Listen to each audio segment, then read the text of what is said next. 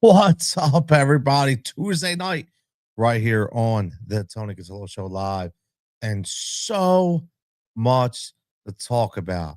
If you haven't been following, as always, like, subscribe, the drill, and I've rebranded a little bit, trying to bring you some different style of content, some different style of look back, some different style of what ifs. So that's where the Tony Cutillo Show is right now, where it's podcasted. Okay, when I have special guests come in the studio, like the great Jason Lee from PHL 17 that joined me last week, the great Coach Dave Dixon, who Coach Dave joined me live. We talked about the steroid issue last week. We talked about the Philly losses, the most hurtful Philly losses. And I feel like that's a good segue because I want to start bringing back some live content as well. Because I've noticed last night, even when I type in some things, man, and the comments hit, people start to talk. People want to vent.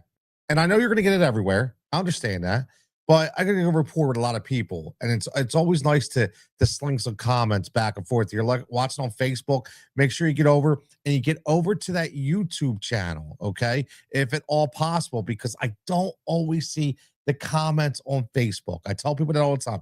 I don't always see the comments on Facebook. If you're watching on the old Heat Ratio Sports YouTube page, get over to the Tony Cutillo Show YouTube page as we try to swing everybody over to there as we consistently build this type of product. Now, a lot of stuff to talk about. Eagles in chaos, right? There was a lot of people talking about what they felt about the Eagles. Oh, and by the way, before we get into that, most importantly, all our partners on the bottom of the screen right there, from BetQL to Tails to Better Picks to Underdog to Sleeper. Very, very simple. See that QR code right there? Free plays, promos, deals, you know it. That's all you need to do. Scan that with your phone. Boom. Everything is right there because you don't want to miss your opportunity to get anything. Because again, I tell us like this people all the time. Everybody has partners. Everybody. Okay. Everybody has them. However, it's a matter of who you would like to support with those partners. So all I do is ask you before you go to sign up with a partner, just think your little bit of jigsaw every now and then when we're talking about partners. Okay. And that's betting and fantasy as always. So let's talk about the Eagles. Let's talk about the Phillies signing Kyle Schwarber to the 5-year, $150 million deal. 33 years old. Are you good? Is this something that we had to do, something that we should have done? What are the impacts to go down? I have the Tony's top three coming up. Three really cool topics I want to talk about because I've been getting a lot of backlash on Twitter when we talk about certain things on certain quarterbacks that were maybe a little rude to one of the reporters from ESPN. And talk about another older quarterback coming back.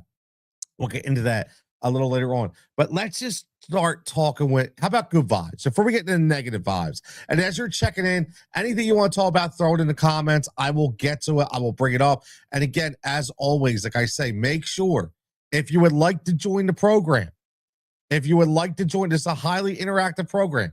If you would like to join the program, very, very simple. I am going to put the link in the description, or I should say in the comments, and literally all you need to do, okay, all you need to do is grab a phone, click the link, and I will get you live on the air. Very, very simple. So if you have something that you want to hash out at, if you have something that, again, that you want to talk about, very, very simple. The link is in the chat on YouTube. You just need to click it. It's very, very simple. If, again, you're on Facebook and I don't see it, I apologize. Most importantly, like I say, get over to that YouTube page because that's where you're going to be able to get involved in the chat. Now, let's talk about a little positive. Well, maybe it's a positive, and that is the Philadelphia Phillies bringing back Kyle Schwarber. And I know you've heard it all day. You've heard, but everybody's got their own opinions. That's what makes it so great. And I'm kind of like 50-50. My mom texted me, a lot of people text me, what do you think? You know what? Not sure. Right? I'm not sure. And I'm going to be honest because I went into this saying, do I think that Philadelphia Phillies should give Kyle Schwarber, the Brinks truck? Do I think they should give him $150+ million? And I said no. And the reason why I said no is because I don't want it to hinder what else they can do. Listen, I know everybody wants to run it back. I understand. Right? We all want to win. I get it. But if you keep running it back, with the same exact thing over and over and over again, don't you normally get the same result? Let's think about this. Think about the Atlanta Braves for all those years. Think about all those pennants, the Atlanta Braves, all those pennants that they won. And they kept running it back and running it back and running it back. The Buffalo Bills, run it back, run it back, run it back.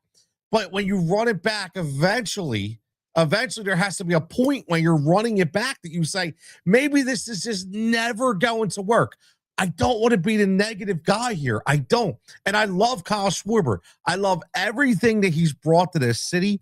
I love everything that he's brought to this team. I love the blue collar work ethic. I love him in the clubhouse. I love that dynamic. To me, this is a contract that's 2 years. This is a 2-year contract to me. That's what, 3 years of dead money. I'm going to be honest with you. I think it's a 2-year contract with 3 years of dead money. Tell me I'm wrong. And the reason why I say that is because I look at it and say, you have 2 years. You have 2 years. We're already seeing the decline of Bryce Harper. And it's not huge, but we're seeing it. He's not elite anymore. Dombrowski was right. He's not elite anymore. He's a damn good player. But you're fooling yourself if you think Bryce Harper is going to single-handedly carry a team like an Ohtani. It's just not going to happen. So that's why these other moves are always made. My unfortunate opinion, though, when we talk about it, is I feel like with 3 years of dead money in Kyle Schwarber, it's something, again, that you really need to look at where, how about flipping a lineup? How about changing some things up? And if you're big boys in Trey Turner and Bryce Harper and Kyle Schwarber, and eventually it's going to be JT Realmuto because he's going to be back as well. If you've been here and you've done this and you've done it every single year and it still has not worked, why are we running it back? Again, part B of this discussion. What else is available? What other moves are available? See, here's the only issue I have. I feel like the Phillies, in some way, in some instance, they kind of got forced into this kind of contract. Because if you look at the market, and listen, Dombrowski is an extremely smart guy. He understands the entire economics of the game. He understands all the logistics. So what I think of when I talk about Dombro is this dude's looking, obviously, listen, he was interested in Marte. Not going to happen, obviously, now, right?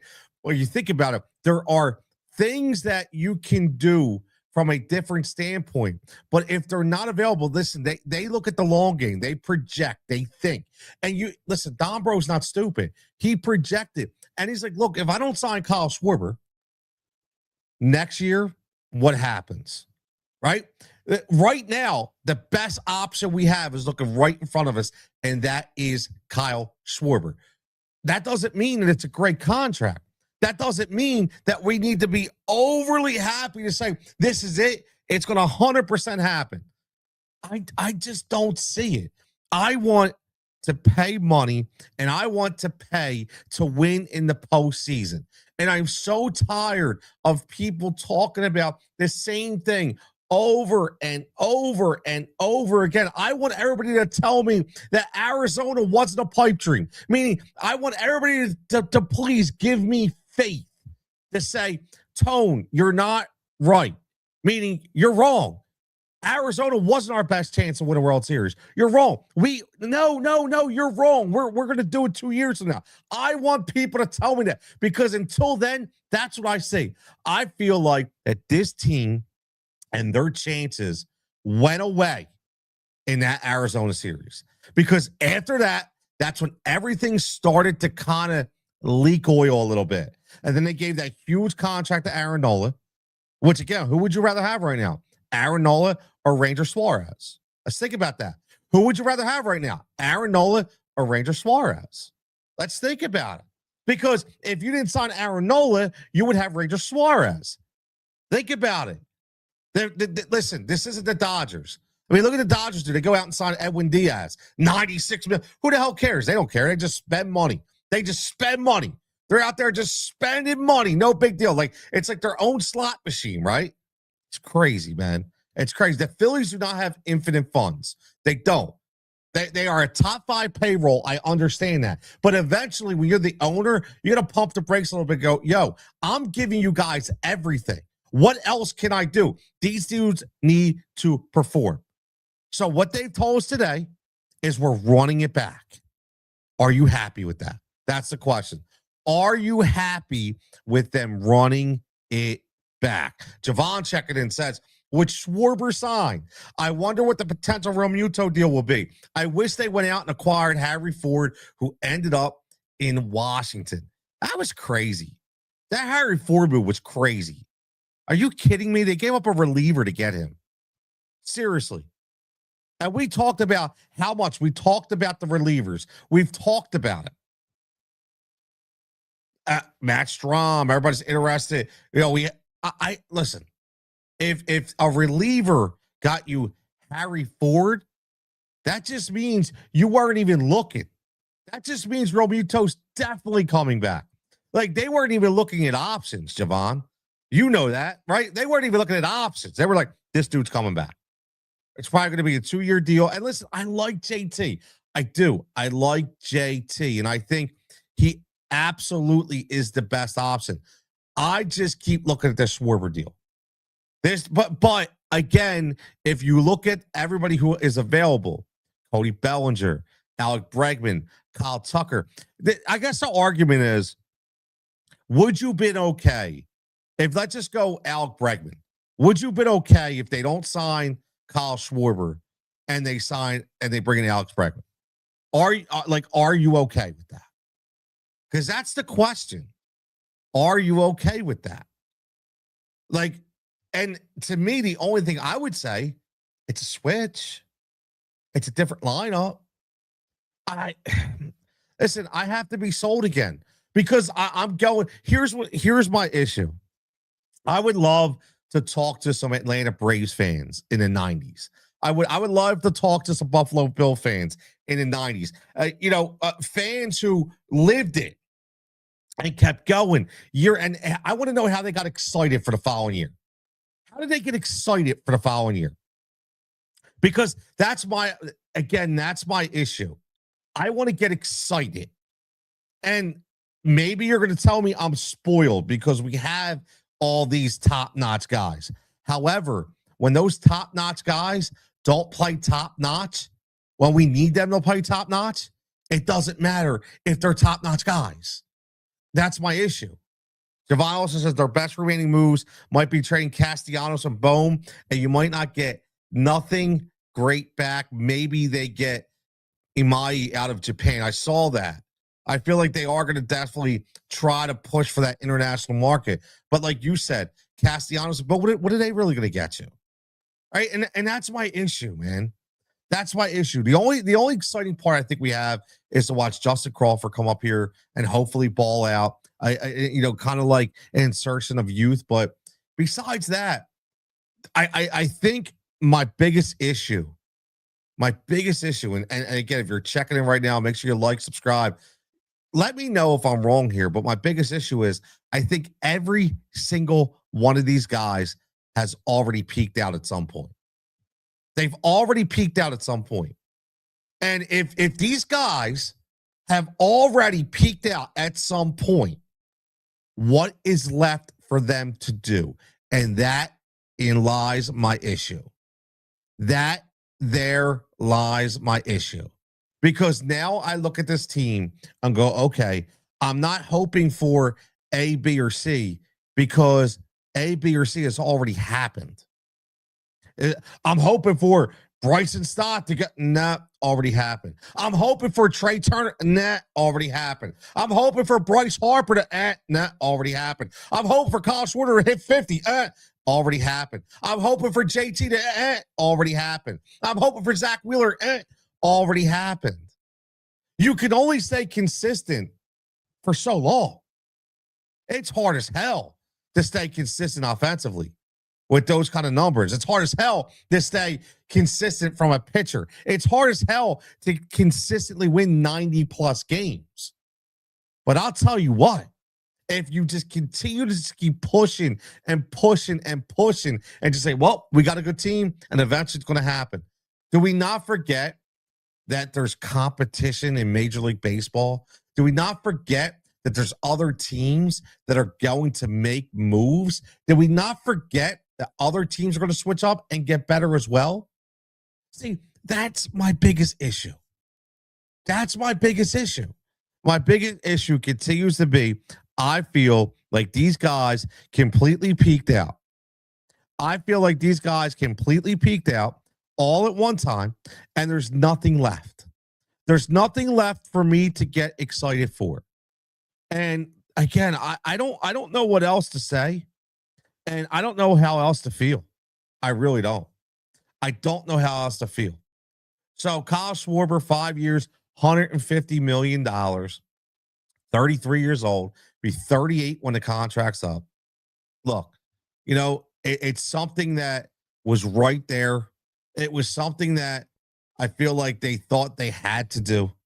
And I guess we're going to see how it works out. I'm sorry I'm not overjoyed. I'm not sorry I'm jumping up and down. I'm just like, okay. I again, if there was something else happening that was going to flip the script, if there was something else happening that was really going to change the whole concept of the lineup or of this team, maybe I would be extremely excited. But right now, again, I'm just kind of like, okay. I'm kind of like, okay, like, let's go. I saw a lot of comments. More Schwarber bombs at Citizens Bank Park. Sure. More Schwarber bombs in the regular season. And then what happens in the postseason? That's my issue. All this stuff happened in the regular season. What happens in the postseason? Same thing year in and year out. And until it changes, I'm sorry. That's the way I'm going to feel. That's the way I'm always going to feel. Now, let's get right into the Eagles. Let's talk about the Eagles. Eagles in chaos, man. Like, I'll tell you what. I am absolutely dumbfounded to see a team that regresses so much. And it's not just from a physical standpoint, it's a mindset regression. And I don't think that's being talked about enough. It's when you have one player or two players really missing the mark. Maybe they're running the wrong routes, right? Maybe these players are missing the calls. Maybe these players are not lining up properly. Maybe they're not executing the right blocks. If you have a couple guys, all right, listen, Super Bowl hangover is real. You put everything into winning that chip, and you're always going to have a little bit in the beginning, little regression, step back. But I'll tell you what, man, when you see the mental regression that we're witnessing on this team, I don't know how else you can look at any other way than at the coach. I know everybody wants to give Sirianni a pass. I know everybody wants to talk about Sirianni because he won a Super Bowl. I remember getting a lot of heat when I would come on here and say the same thing about Doug Peterson. I would come on here every day, and everybody knew I was not a Doug Peterson guy. Even when he won a Super Bowl, I was not a Doug Peterson guy. It's crazy. I get it, but that's just how I felt. That's who I was. By the way, how do you make out there in Jacksonville? All I'm saying is when you have a group of grown men, professional or not, and they all of a sudden start to beat to their own drum. They all of a sudden fall a deaf ear to their sensei, right? To their head coach. There's a problem. And every single one of these guys has an issue. And that can only point to me to say, look, they're just not, they're not listening to this guy. They're just not. I made a statement on Philly Sports Unfiltered with me and Tom Warren on A2D Radio. Make sure you're checking it out every Thursday night. Yeah, we had it first, by the way. But let me just ask you this and tell me I'm wrong. So I've said if you polled the players and if you looked at these guys and you said to them, man, Coach Sirianni really helped you guys get to the Super Bowl. I feel like they would like Coach Sirianni. Now we won the Super Bowl. Coach didn't win it. I hope I'm wrong. But what I'm trying to explain is the perception. That's the perception that I feel like we're seeing. Listen, I talked about this yesterday, man. It's week 14. It's week 14 going into week 15. And we're talking about we don't have an identity. We're talking about we need to bring back veterans. We're talking about we need to bring in consultants. We're talking about we need to bring in blow-up bunnies. Come on, man. If that doesn't tell you something is wrong, that's unfixable. Like it's broke. It's completely broke. Right? I know my man Danny Gallagher checking in Gallagher's Plumbing. I know Danny. Listen, Danny will respect this. It's not like I can go out there and get a bunch of, Gorilla tape, Gorilla Glue, or Flex Seal and fix my drain line. Right? It's only going to last so long. It's going to blow out. But eventually, the whole thing needs to be replaced. And right now, this plumbing's broke, man. It's broke. There's no quick fix, in my opinion. There's no quick fix whatsoever, in my opinion. And I don't know what it is. I don't know what happened. I don't know if it's players, if there's a lot of animosity. I'm not sure. I know there's all these reports that come out. I try not to get lost in them because we have no idea. I just go by body language. And the body language is bad. The body language is bad. My man Rob checking in says fans have to understand the teams like the Eagles and the Chiefs, even those Patriots teams, they've played a lot of football over the last few years, and it takes a toll. Success comes with a price. Very, very well said. Very well said. I like that. So true. Like I said, man, they put it all in to win that chip last year. They put it all in to win that chip last year. And when they went all in to win that chip, they faced adversity. They were banged up. We watch a guy like Cam Jurgens, guy like Landon Dickerson. These guys, and can I talk about 1 second and I like to keep receipts, man. I do. I love receipts. I love receipts. And what I mean by good and bad. Good and bad. Everybody checking in, I appreciate it. Like, subscribe. Make sure you like and subscribe to the channel. If you're checking in on the Heat Ratio Sports page, make sure you get over to the Tony Cutillo page. What's up, Trevor? Jake's all back. Yo, Trev, I never left, bro. I never left. Like, I've always been here. The problem is I'm just doing a lot of different things, man. Just like yourself. Right? I'm doing a lot of different things and I'm having fun. Right? Listen, I say this all the time, Trevor. I say this all the time. I give mad respect to the radio hosts, the Philly radio hosts that go into work every single day and have to talk about the same thing every day. Because I would not be able to do it. That's why I love fantasy and sports betting so much. Because I would not be able to do it. That's why I rebranded the Tony Cutillo Show on podcast to talk about a lot of different things. Talk about the what if in sports, right? Right, Trev, same thing here in Miami. Like you just said. I just don't know how you do it every single day. So I'm trying to do different things. Got my youth sports podcast, Fighting for Overtime. Make sure everybody goes out there and checks it out. Like, subscribe. Fighting for Overtime, wherever you get your podcasts at, man. Some great, great conversations on the Fighting for Overtime podcast. The Tony Cutillo Show right here on YouTube. This is the live version, right? These are the live reactions that we do. However, you'll see all the content on the Tony Cutillo Show where we look back. We talk about the steroid era. We talk about the most hurtful Philly losses. I got multiple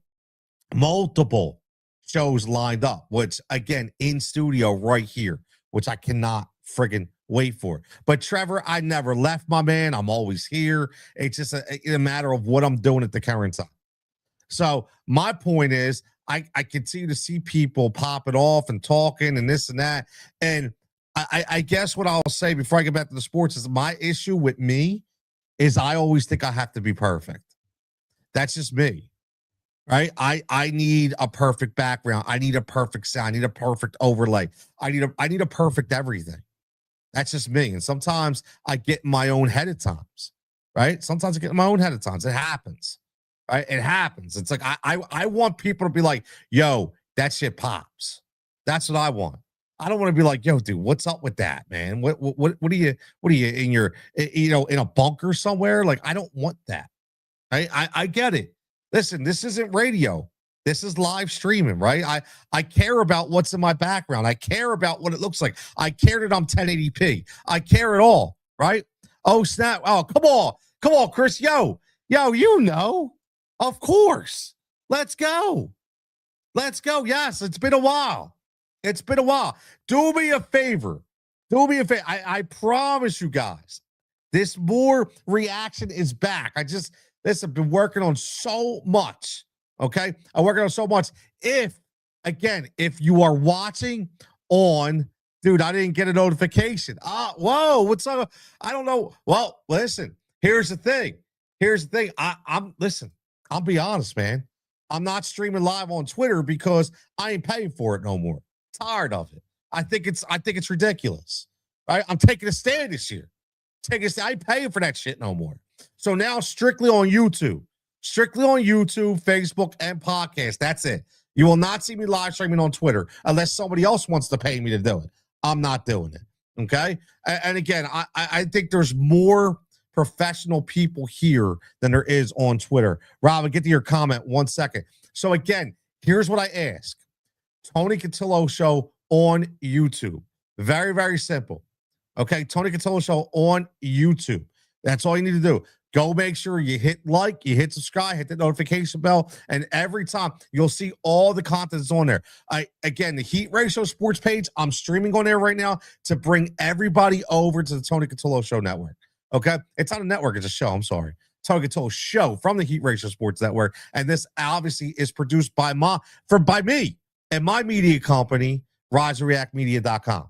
And again, if you are into betting, if you are into sports, fantasy sports, right there, BetQL, Tails, Better Picks, Underdog, Sleeper. There's a QR code right there. It says free plays. Yes, I'm not kidding. It is. Okay, there is a free picks page right there. But most importantly, that is the Tony Cutillo link tree right there. You click on that. Everything is going to be there everywhere that you can find me. Now, let's get back into this because, again, if you want to be live right now on the program, if you want to call in, very, very simple. Very, very simple. The link is in the comments. I dropped it in there, right? It's right there. Very, very simple. You do not have to have a camera. You do not have to have a camera. All you need to do is click on that link. Click on that link. If you are on Facebook and you want to get live into the program, head over to YouTube. Okay, however, type in Tony Cutillo Show. Very simple. Boom. Hit like, hit subscribe, jump in a live stream. You get the link. You can hop on. You can call them from your phone. That's it. I'll get you live on the air. We can have a conversation. So let's get into this. Thing about the Eagles, my man Rob checking it says, the thing about the Eagles is Rob 5657.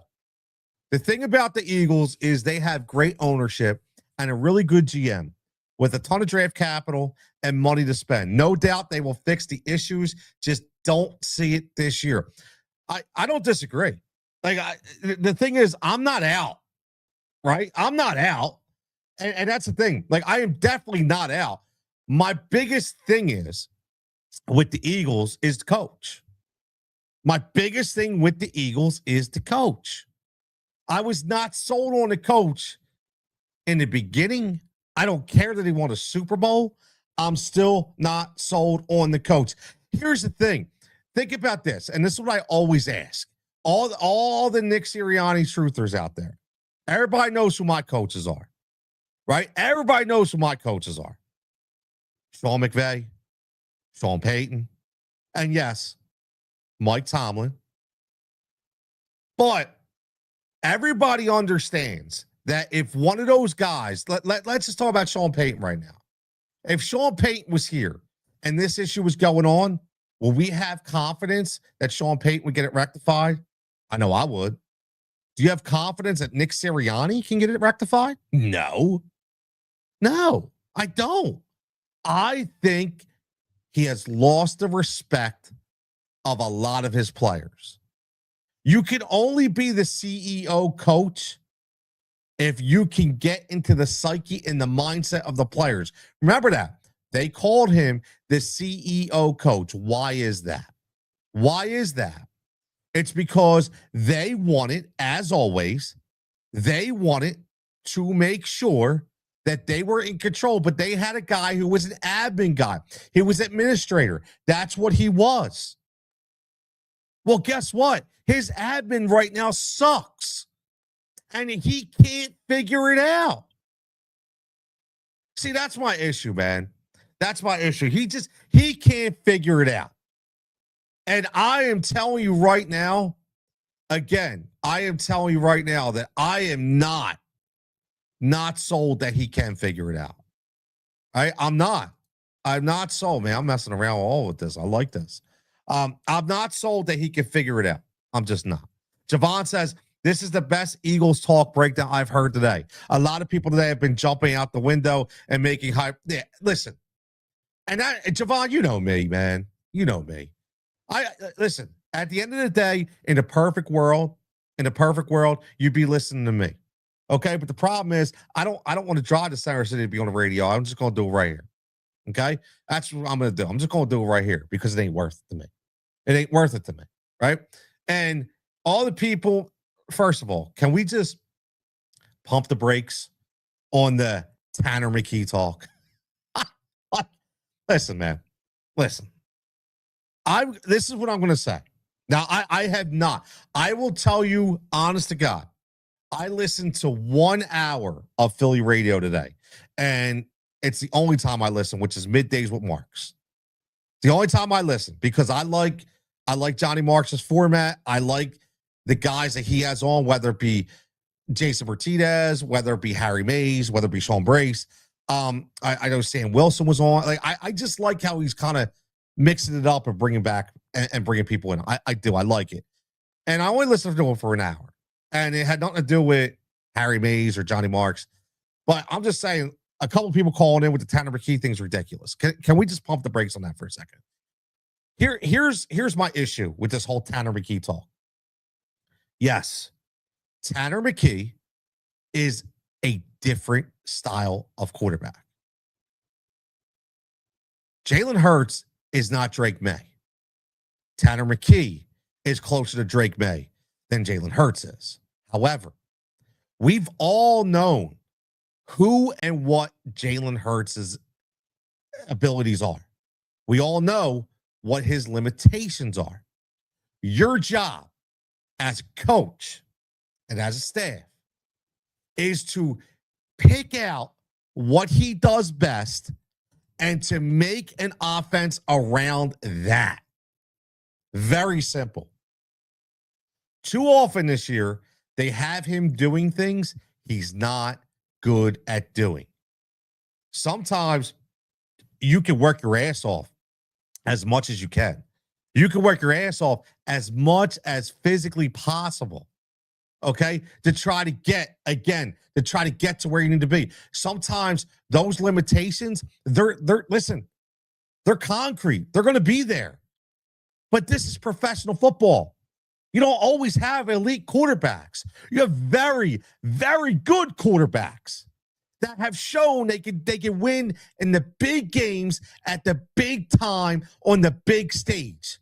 However, you have to support these quarterbacks. You have to do an offense around these quarterbacks. This offense looks like it's completely different. And a lot of things that they're doing is not to Jalen Hurts' strength. Listen, we know he has not played well. I understand that. Like, I'm not here to argue and say to guys, no. I'm not here to point fingers at everybody else. No. But what I'm saying is, yes, Please, for the love of God, Javon, thank you. Thank you. Again, what the hell happened to the RPOs? What happened? I'm dumbfounded. What happened to the RPOs? Like, all these things started happening this year. Hurts isn't going to run. No RPOs. No crossing around. No slants. They finally threw some slants last night, right? I just don't understand why everything has changed. I don't know. I don't get it. But listen, I'm not pointing the finger at any one person in particular. But what I'm saying is, you people need to stop with the Jalen Hurt bullshit. I am so tired of it. It's nauseating.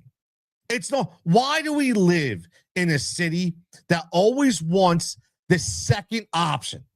Why? Explain that to me. Why do we always want the second option? Do you understand? Can we all agree on this? If the second option was always that much better, do we understand he wouldn't be a backup? Like, he's not this diamond in the rough that we're just keeping. And let me ask you something. If you are a business guy, and you have two people, one's going to cost you 200 plus million, one's going to cost you 5 million. Okay. And if you think the $5 million guy is better than a $200 million guy, why the hell would you pay a guy 200 million? You must be an idiot as an owner. Come on, man. People need to wake up. It's so ridiculous, these arguments that I hear about Jalen Hurts being terrible. Okay? I am so tired of it. Right? It's ridiculous. The fact that the Eagles have not yet. Meanwhile, watch the Chargers call a read option. Yeah, they were calling read options for Herbert. You know why? You know why, Javon? You know why. Look at the coach. This ain't even about calling the offense. Look at the coach. Look at Jim Harbaugh. Look at the coach. Again, it's all about coaching. It's always been about coaching, man. What do you people not understand? The best years that Jalen Hurts ever had statistically came under Shane Steichen, right? We do understand that, right? I'm going to give everybody a freaking history lesson real fast. Anybody is tuning in, I'm going to give everybody a quick history lesson.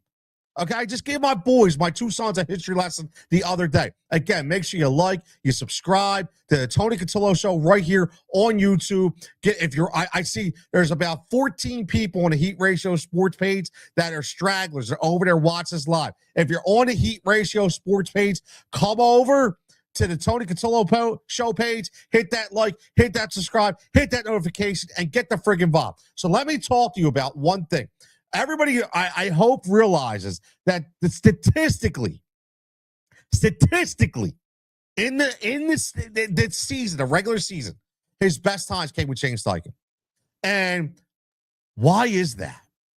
Because Shane Steichen knows how to run an offense. Why does he know how to run an offense? Why? Why does he know how to run an offense?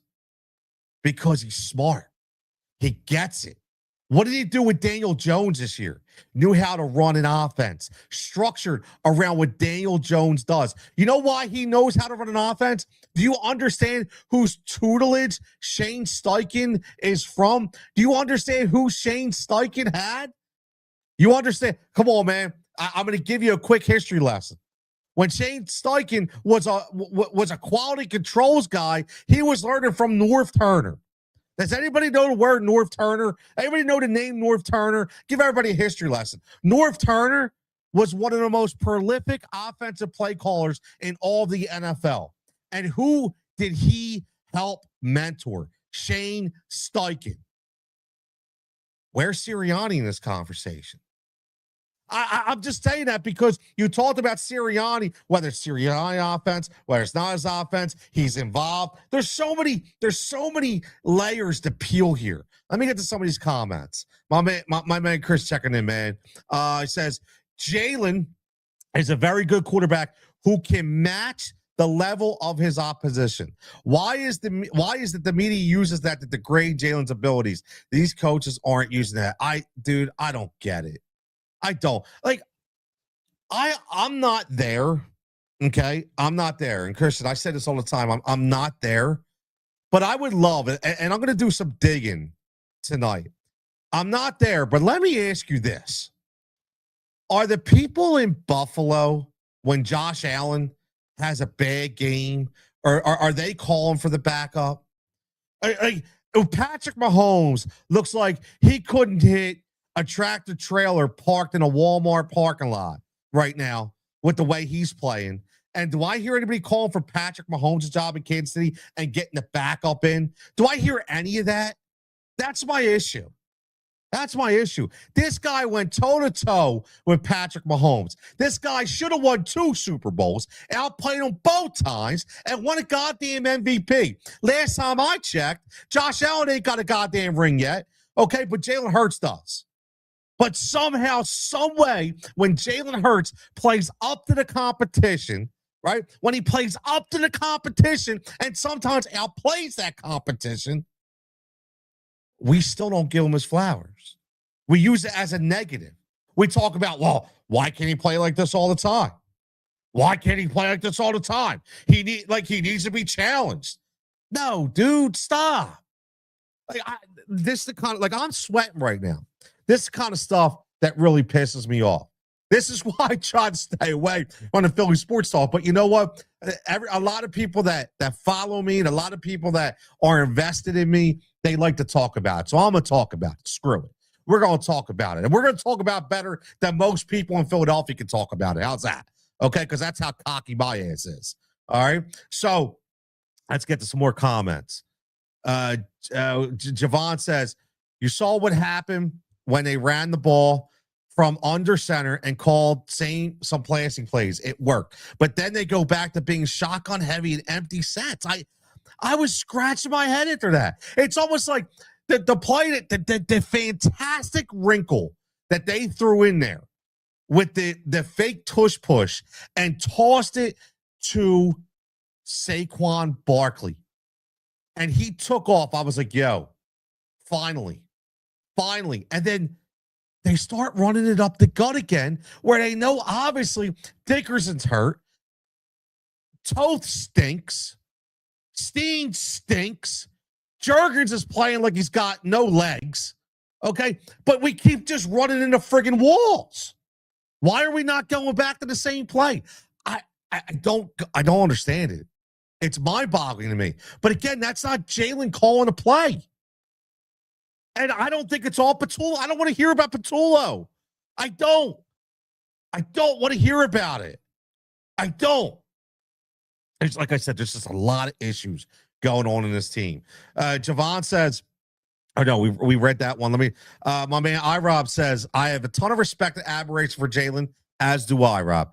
But my biggest concern is it seems like he's really pressing and in his own head. That's not something we typically see from him, and it's concerning. Can I get a ding, ding, ding, ding, ding? If I have my own producer right here, I get the drop. I get a drop. Actually, I have all professional equipment here. I probably do the drops. I'm just getting lazy. I don't feel like doing them. But you're spot on. You're spot on. I've noticed that as well. And I do think a lot of that, let's talk about the elephant in the room, a lot of that has to do with A.J. Brown. If you come to me on this show right now and tell me that A.J. Brown is not a problem, we're going to have a strong disagree. A strong disagree. A.J. Brown is 100% an issue. And I think a lot of it, two things, what you're just saying, Rob, is I think I'm going by that. If your name is not Rob, I apologize. I'm just going by your iRob5657. So what I will say, honestly, is one thing for certain. Two things with Jalen. Number one, he could be pressing because he's having issues with his number one receiver. He's trying to figure out how to make him happy because he's always crying and he's not happy. Number two, he's running an offense like we got in the beginning that doesn't suit him. And because he's running an offense that doesn't suit him, he's pressing to make it work. See, let's think about this point. And I'm going to throw this out there. You ain't heard this on Philly radio, Okay, you ain't heard any of this on Philly radio. Who's saying this viewpoint right here? He's pressing because he's a prideful quarterback. Because all his life, Jalen Hurts has been coached up, whether it be from his father in the Pee Wee League or whether it be from his college coaches to his NFL coaches, and that includes coordinators. He's been coached up, and in his mind, Jalen Hurts has always been able to conquer. He's always been able to conquer, no matter what the situation, he's been able to conquer. This is a situation. We talked about it. Sometimes a quarterback is limited, and no matter how hard you try, you're always going to be limited in a couple things, and that's probably pissing him off, and they're forcing him to try to make that narrative change and say he can conquer it. And unfortunately, he can't, and he's pressing, and that's why he looks out of sorts. That's my opinion. That's my opinion. And I might have got convoluted with my words right there because I'm being very passionate, but you get the goddamn point. You get the goddamn point. But here's the thing. Rob says, we fire the OC, we fire the head coach, and then what? Who do we bring in? Dable, Peterson, same Green College coach? I don't know. You know, I think it's more the coach than the coordinator, man. I'm being dead ass serious. I think it's more the coach than the coordinator. I do. I think if you kept these guys in place, let's think about it. Let's think about it for a second. Let's just play. And again, I don't want to get this cliche about fire the coach right now, who we bringing in and all this. It's almost like the backup quarterback thing. Okay. However, if you spin it a little differently and say, if this guy was here, X would happen. If this guy was here, X wouldn't happen. Think about it. Think about teams right now. Would you see Matt LaFleur? If Matt LaFleur was here right now, if Ben Johnson was here right now, would these offensive struggles continue? Would he step in? Would he figure it out? I highly think that. I highly think that he would. I do. But again, I think this is because, number one, Sirianni has lost the locker room. He's lost the respect from his players. And a lot of it could be the way he handled certain things. Listen, here's a scenario. Let's think about this. If I am right, let me ask you this. If I am right, what I mean by being right is if me saying AJ Brown is 100% not the problem, but a problem. If I am right and say he was very vocal, and say if the players were very annoyed with that, and if Nick didn't take care of that when he could have taken care of it and allowed it to linger on, wouldn't that mean some of his players might lose respect for him? Wouldn't that mean some of his players would turn a blind eye to Nick? Wouldn't that mean some of his players be like, man, this dude don't care. He's letting this dude do whatever he wants. And you know, whatever, I'm going to do whatever I want. And everybody goes into business for themselves. Think about that. Think about it. It's a scenario people ain't talking about. I'm just saying. My man Albert checking in says, the OC is not calling plays to his players' strengths. 100% agree. He seems to have changed the blocking schemes. He has. And I am wondering, Albert, if that's because of injuries, if that's because of this talent level. I'll get back to that 1 second. The O-line looks like they're not sure who to block. I understand they have injuries, but they look slow. They do. The offensive line used to be fire off the ball and drive. Not this year. Completely agree. I will say this. I think they underestimated the abilities of Steen. And I will say this, and I said it before, and I'm going to continue to say it. And you go back and look at some receipts from, I will say, and this for anybody watching this show on replay, I actually did a whole video about it. I cut it up where I said the most important player to bring back in the offseason was Mekhi Becton. I personally said the most important player to bring back the Philadelphia Eagles as a free agent was Mekhi Becton. And the reason why I said that was because I said, number one, we don't know how good these other guys really are, and he was extremely dominant. But number two, and this is where it gets deep, number two, you have a guy in Cam Jurgens who is obviously playing. We knew he had to get surgery at that time. He was playing hurt with a bad back, and backs just don't heal overnight. You have a tackle in Lane Johnson who's Hall of Fame. However, if he goes down, you have nobody to replace him. Okay. And guess what? Mekhi Becton could slide over to tackle if necessary. And that's why I said he was the most important person to sign in the offseason. And they let him go for peanuts. They let him go for peanuts. Now, irregardless what that's translated to this year for the Chargers, I don't care. It's just a point of what we had the opportunity to do last year that we did not do. And I think in the offseason, that one move, think about it, right now, if you have Mekhi Becton right now, he covers a lot of deficiencies in the running game, especially with the tush push, because right now, Cam Jurgens is getting it done. Steen's not getting it done. So that's very important. Very, very, very important. Javon says, Tony, we just saw Sam Darnold implode a few weeks ago versus the Rams, and I bet people weren't calling for Drew Lock. Oh, my God, Javon, what a great point.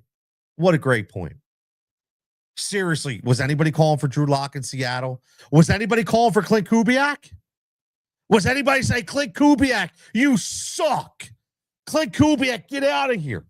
Was anybody doing that? Not last time I checked. Not last time I checked. But again, we do that here in Philadelphia. We do it all the time. All the time. I get it. We're reactionary. We're very emotional. But again, great point, Javon. My man Albert says, I respectfully disagree. I think the OC is the problem. I like the head coach. Albert, that's interesting. I would love for you, because I respect the hell out of your knowledge. Okay. I know on a personal note, I know the experiences that you have on your own. I know how much you go back and you study and you know about the sports world. But I would ask you from afar, just so everybody knows, Albert's not in Philadelphia. Okay. So I would love to hear your opinion from afar and tell me why you like the head coach. Because I will tell you what I see, in my opinion. And this has happened already here in Philadelphia. In 2023, when that collapse happened, there was a lot of comments about the Sirianni act on the sideline was getting old. The Sirianni act on the practice field was getting old. People were like, this dude just ain't it. You know, I'm a little tired of it. He has to be reined in a little bit. Okay, he's embarrassing at times. Really not the player's coach that we thought he was. And at that time, if you remember, even though that was an epic collapse, they still had veterans on that team to try to sweep that narrative under the rug. So I look at Sirianni, Albert, the same way. And I look at him and say, this dude, he's just lost his way. All the fire. Listen, I appreciate the fire and this and that. However, you have to, if you don't, how do I say this? If I watch him and he's let me say this. Okay, here's a good example. I coached for 20 years. Anybody in this chat that's been a coach will understand what exactly I'm going to say. And again, I was extremely, extremely difficult to deal with from a referee standpoint, from assistant coach standpoint, from parents. I was nuts. Okay. I had to learn how to tame myself down. And one of the most important things I had to learn was, if my players see me acting a fool, acting like an idiot, okay, and being disrespectful and being over the top, they're going to do the same thing. And I can't have them do that. Okay. So I look at Sirianni the same way. Like, what are you showing out there? Like, there's one thing to have, there's one thing to have raw emotion. I get it. However, there's one thing to be a little bit immature and way too over the top. And I think that's where we're at with Sirianni. And I think that hurts him, Albert. I do. I think that hurts him. But I want you to think about what I mentioned earlier. And I want to start really diving into this. We're going to get to Tony's top three in a minute because I want your guys' opinion on my top three. I really, really want to talk about the A.J. Brown factor, that if it is as it's perceived to be, that he is a problem. So in Philadelphia, we had the issue with Terrell Owens, right? We all know that. We had the issue with Terrell Owens. No matter what, Andy Reid knew at one time how to handle things. My point is, if A.J. Brown is indeed an issue or was a greater issue at the beginning of the year, and you had an opportunity as a coach, as a CEO coach, to nip it in the bud a little bit, if you had that opportunity, my question to you and my question to everybody is, if the coach didn't take care of it and allowed him to go into business for himself, what are the other players thinking at that point? And if that's the case, do the other players now lose a respect factor for their head coach, which is why we're seeing this all play out right now? Again, just asking. It's something that was going through my head. Javon says, if Mike Vrabel was here right now, they wouldn't be playing undisciplined football. Hell no. Hell no. And you know what, man? Bringing up the Mike Vrabel point is going to be a great segue right to my top three. So again, as always, make sure you like and subscribe to the show. Again, Tony Cutillo Show, at Tony Cutillo Show, everywhere. TikTok, Instagram, X, Facebook, and then obviously YouTube, where you're going to get all the live streams and all the what if episodes with all the guests as well. Planning another one right now. Going to have a bunch of people on. I can't wait. Got my boy Coach Dave coming back, talk about some Bo Jackson. I got my girl Carm coming on. You saw Hoops with Carm. If you don't know Hoops with Carm, you need to follow Hoops with Carm. I'm going to get her here. We're going to talk about what happened to the dunk contest. And again, if anybody out there is listening, and again, whether it be live right here in my studio or live on the air, I'm looking for somebody. I want to do a mute 90s hip hop and R&B. I want to do a 90s hip hop and R&B lace show, and talk about what ifs. And what we always do on these what if episodes is we kind of like, what if the steroid era didn't happen? If it didn't happen, who would be the true home run king? If Ken Griffey Jr. didn't get hurt, would he be the true home run king? Things like that. And I want to get into it with the music standpoint as well. So I want to get into my top three right now. Let's get into the top three. And I want to get your opinion on some of my top three stories, because I got some questions when it comes to nationally. Okay. I got some questions nationally and one fantasy football question that we're going to throw in there too.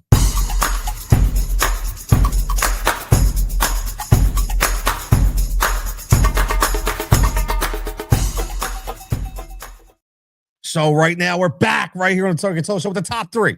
And again, shout out to all our betting partners. We're on the bottom. We got BetQL. We use that code word Jigsaw. You get 50% off. You got the Plus Money Prop Train by our friends over at Odd Shopper Tails. That's $5 a week for all the plus money bets. We got our boys Better Picks with our deposit matches. We got our boys from Underdog with our deposit matches. And we got our boys from Sleeper that you don't see. I forgot to put up there that I will get up there again. And all you need to do is scan a QR code right there. That's going to take you right to my Linktree account. No, listen, there's no trick. It just takes your Linktree account. It'll show you everything that we have to offer. And again, like I always say, support the little guy every now and then. Support the little guy. All right, so let's get into the top three. And I'm going to bring up number one, Phillip Rivers, back at 44. Think about this, man. I'm actually so interested to see my man out there slinging it again. I am. I know it's crazy. I get it. But all power to Phillip Rivers. If he can actually, if you miss, he signed to the practice squad today for the Indianapolis Colts. Obviously has history there. Right? Obviously, they're at that pinnacle, and I think it's a brilliant move. I think it's a brilliant move. I know a lot. Listen, there's no risk here. No risk. Right now, you've been like you already said with this move right here. You have legitimately said to yourself that you are going to ride Jonathan Taylor. You are going to ride Jonathan Taylor back into as far as you can go into the playoffs. Okay. You're going to ride him as far as he can go. So you just need a veteran game manager. And what does this all come down to? What does this all come down? This comes down to, again, Shane Steichen understanding how to run an NFL style offense at an elite level and to put his players in position. Think about what Phil Rivers walks into. Think about what Phil Rivers walks into. And I will say this. I think that Philip Rivers is set up more for success than Aaron Rodgers was going to Pittsburgh. I will say that. I definitely will say that. And Albert, I'm going to get back to those Philly points in a minute, right after we do this top three. I like it. Philip Rivers is now grandfather, but he's reunited with Taylor and Michael Pittman. Exactly. And Javon, think about it. He's got a top rookie in Tyler Warren at the tight end position. He's got an MVP candidate in Jonathan Taylor, right? Like you said, right? He's got a scat receiver in Josh Downs. He's got Pittman, who's a strong guy that you could throw in and get. And then you got, again, what do you call it? Alec Pierce. You got Alec Pierce. And, like, again, the thing is, I look at this and say it's a brilliant move. Because you can't go with a rookie when you have an opportunity. Like, they're writing a balance out. They're fighting for their playoff lives, right? They're fighting because the AFC, man, it's all over the place. But they're fighting now. They're right on the outskirts looking in. And this is a great move. This is a move to say, hey, Phillip, we just need to be game manager. We just need to be game manager. That's it. I love it. I love the move. So what do you think of Philip Rivers? I love to say it. I love to say it. Right? I love to say it. Albert, I promise. I love your comments there about the Philly situation. We're going to get back to that in a minute. So, again, Philip Rivers, 44, going to the Indianapolis Colts. He could sign on the practice squad. Obviously, they didn't want to sign him. They think he could do it. So, I think he comes in. I have high hopes, man. I do. Just based on what I know about Steichen and the way. The biggest thing is they do have a few holes on the offensive line that they're listen. It's just like Pittsburgh. You can't afford to watch Philip Rivers, just like Aaron Rodgers, get hit constantly. You're going to have to protect him. But if you can protect him, he's going to throw a lot of quick slants. There's going to be a lot of running, right? Yeah, exactly. Albert says I love the Rivers move. Yeah, I absolutely love it. I do. I think it's so brilliant, so brilliant. All right, let's go to number 2. And this is my dilemma. Okay. And it's, we're going to call this fantasy football hurt. Obviously, everybody knows I'm a fantasy guy. Okay. Everybody knows I do fantasy football. Maybe you heard me on Sirius for 3 years, on obviously channel Sirius, Fantasy Sports Radio, channel 87XM, every Sunday night or Sunday mornings, talking some fantasy, talking some sports betting. And there's no doubt in my mind that you'll hear me back on there again one day. But the fantasy football hurt for me is when I get exited in the first round of the playoffs. And the reason why I get exited is I watch a guy, one receiver that I drafted, a wide receiver 1, who unfortunately gets hurt. And I get beat by his backup, who scores 37 friggin' points. Yes, I'm talking about, I have Marvin Harrison Jr., and the guy I played had Michael Wilson. So you talk about fantasy football hurt. is when you have the number one guy and you get beat by the number two guy because your number one guy can't hurt. Now, I will say this: I patchworked a lot this year. Okay, I've had tons of injuries.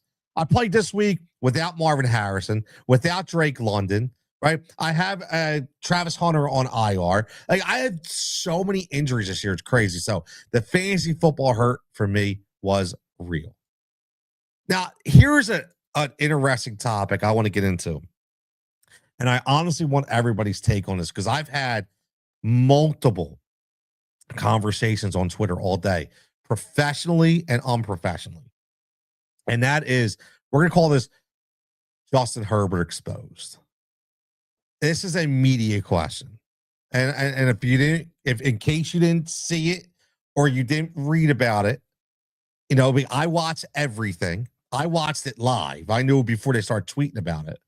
Was when Laura Rutledge from ESPN, great professional media journalist, reporter for ESPN, was trying to get Justin Herbert, trying to get the statement into the game. And again, before we get into everything, I get it. Everybody hates it. It's cliche. Yeah, it doesn't matter. It's part of the deal.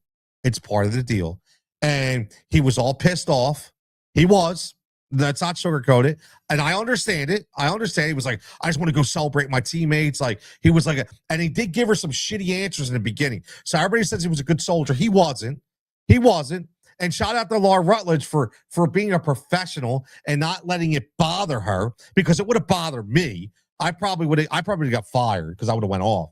My whole issue is with this is, number one, we all know it's part of the game. You're getting paid millions and millions of dollars, and I get it. You had a quick brain miss, okay? Meaning you were just caught up in the moment. I understand it. It wasn't a horrific deal. However, it could have stopped right there. You didn't have to have a sour puss on your face. You didn't have to give that eye roll or the fake lip. You didn't have to do any of that. You could have just done what you're paid to do, which is in the collective bargaining agreement, okay, for the CBA, right, with the players union, where it says that you have to do these interviews. You already know this, okay? You already know it. But my issue is more with the people. And it's the people I really need to ask the question. And I've said this before, and I don't understand the infatuation with sticking up for athletes and celebrities.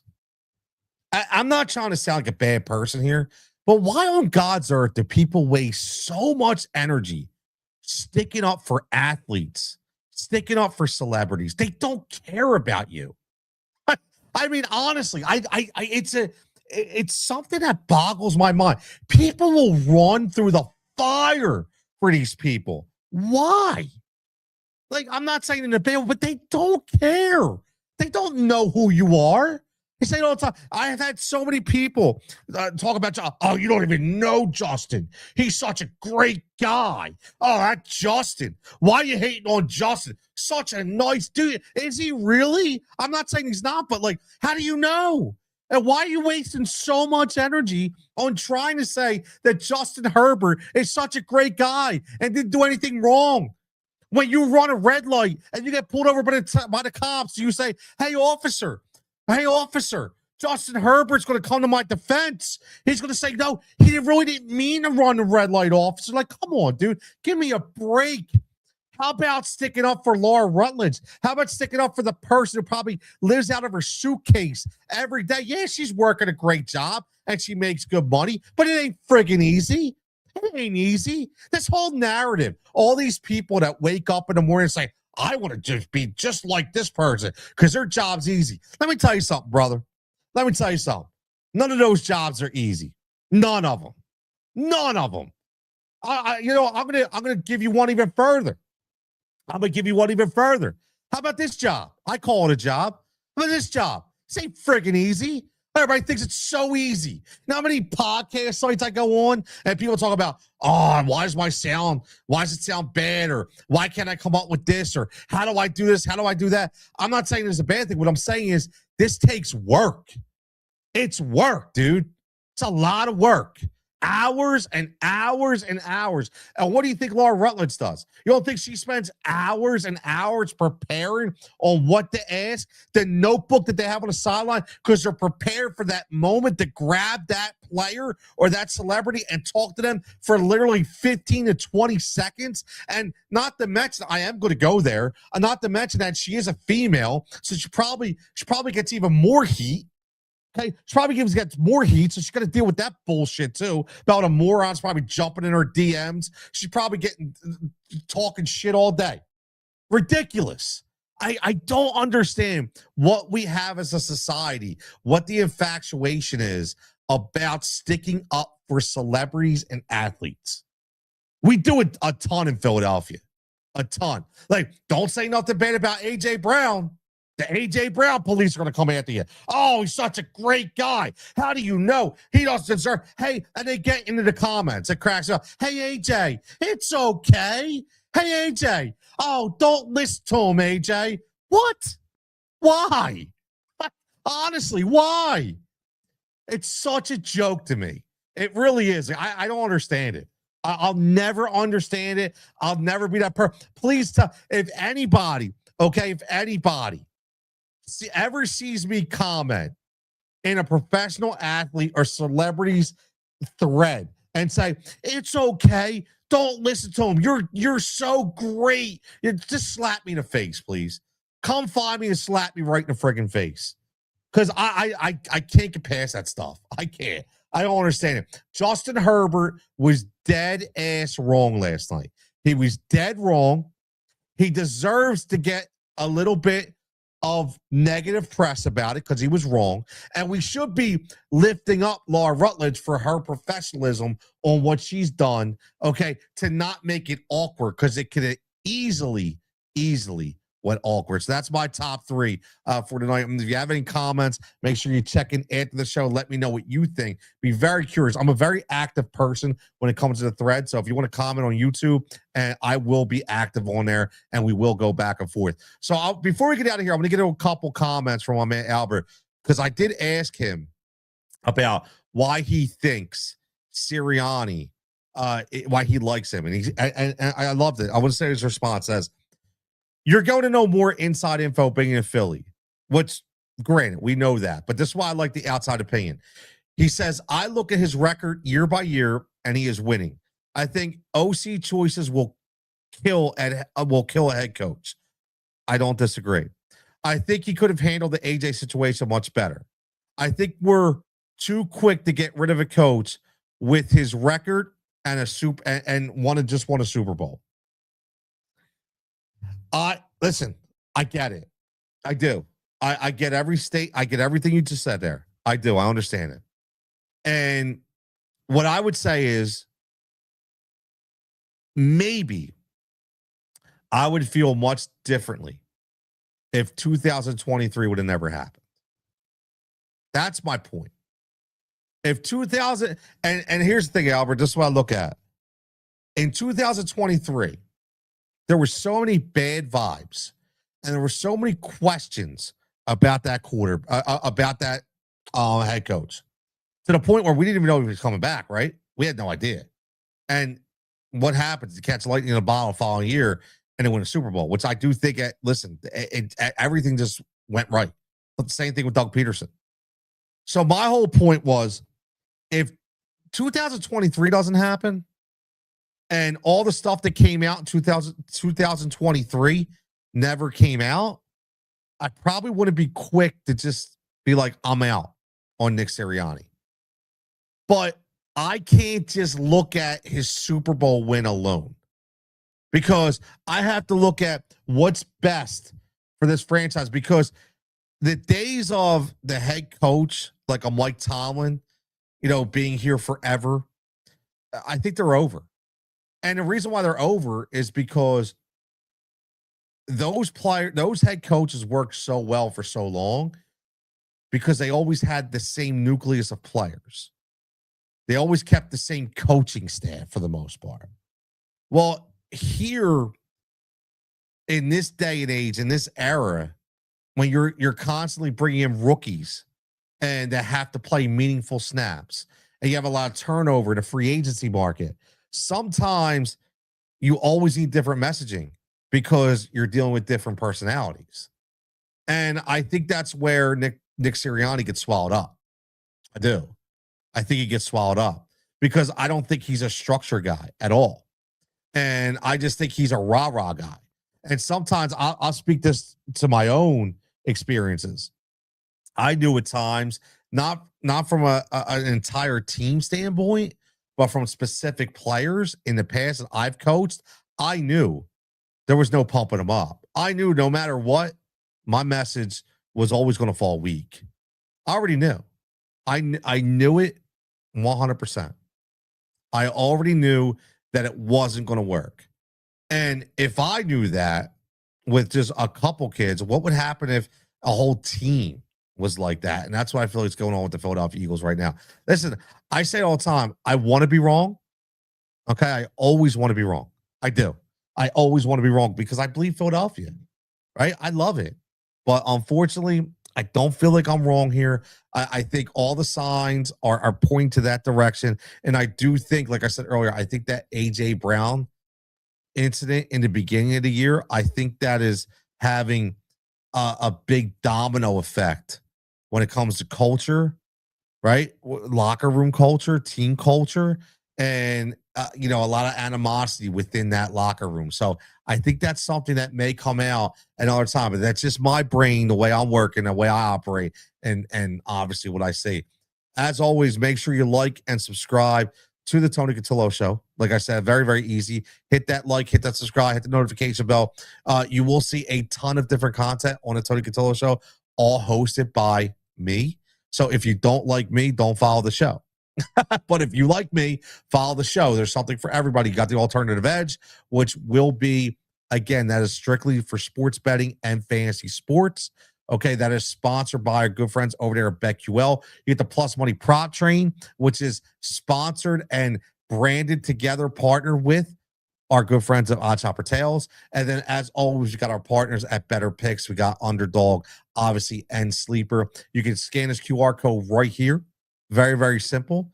And what that's going to do is that's going to get you right in to, listen, it's right here. I mean, you got it all right here. This is what, again, let me get the overlay off. Again, I'm the only person, right? I am the only person. So get this overlay off. But right here, now see, I can't even find it, man. Look at this. It says up here, right? So this is what you get right here. Obviously, you got your Better Picks, get your free $10, 50% deposit match up to $200. You see your sleeper deal. You got your underdog deal. You got your tails deal. You got code Jigsaw for BetQL and RotoQL, which is the DFS. Okay. All your betting and fantasy deals are right there. All you need to do is scan the QR code again, just scan it. Boom. Scan it and you get your deal and you can check it out. And again, most importantly, make sure that you're locked in right here on the Tony Cutillo Show because a lot of cool content coming up when we talk about the podcast show, the video cast, I'm going to call it the Tony Cutillo video cast, which is not live. It's pre-recorded, but it's with a guest. It's always with a guest talking about a specific topic. And then we do Jigsaw's Final Cut, which is where we pin player A against player B, and we see who you're picking. And he always has some kind of different narrative, right? Sometimes, like when we did the steroid era, we were talking about players who we would rather have in their prime, right? Same thing with what we did a Philadelphia show was who we would rather have in your prime: Chase Utley, Bryce Harper, things of that nature. So those kind of questions, but it's not, again, you see the hashtag, not just Philly. We talk all national topics here like we just did on a top three. And as always, man, everybody, my man Albert says, totally, I got to throw this up there because he's going to make me tear up sometimes. Totally respect your thoughts. Definitely see your point of view. I'm one of Tony's biggest fans. Love the show. You're the man, Albert. You are the man. Albert been since day one, man.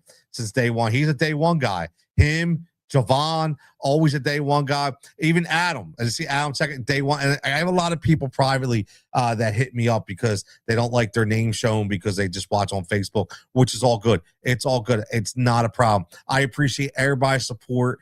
And again, man, we're going to do a little more of this. I want to get back to some more live reaction shows. That's the most important thing, is getting some live reaction shows, because I like the conversation, because everybody makes me think a little bit too. That's the most important thing. So as always, everybody, like I always say, stay safe, stay healthy, and we'll catch you back here.